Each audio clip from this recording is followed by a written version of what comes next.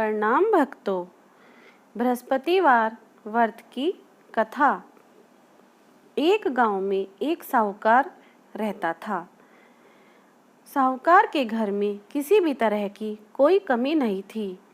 उसके घर में अन्न धन के भंडार भरे हुए थे, लेकिन उसकी पत्नी बहुत ही कंजूस थी।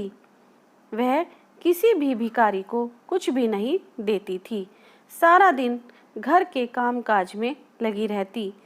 एक बार एक साधु महात्मा बृहस्पतिवार के दिन उसके घर पर आए और भिक्षा देने के लिए कहने लगे।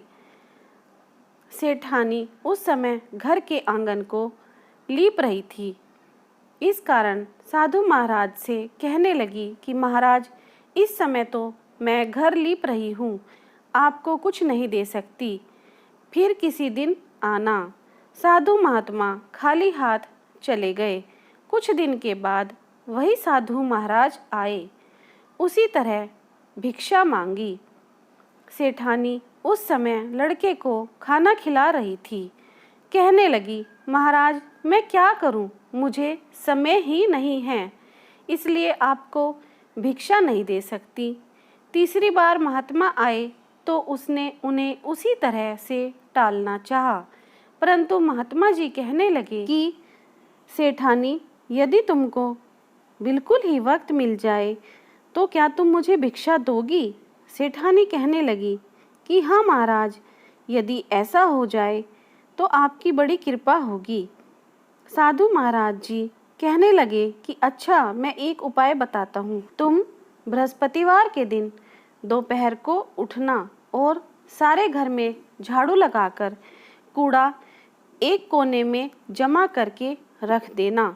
घर में चौका मत लगाना। फिर स्नान करके घर वालों से कह दो उस दिन सब हजामत अवश्य बनवाएं।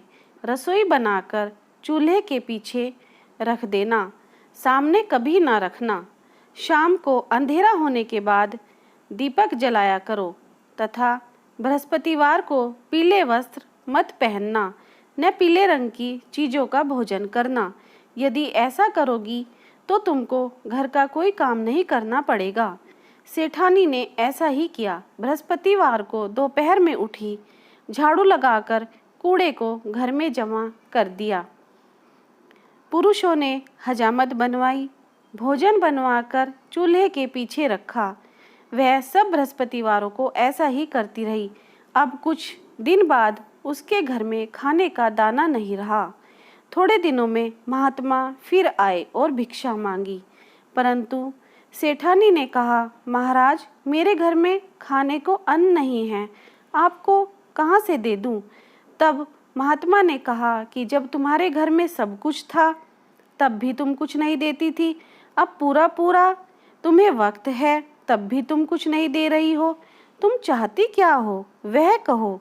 तब सेठानी ने हाथ जोड़कर प्रार्थना की कि महाराज, अब कोई ऐसा उपाय बताओ कि मेरे पहले जैसा धन धान्य हो जाए।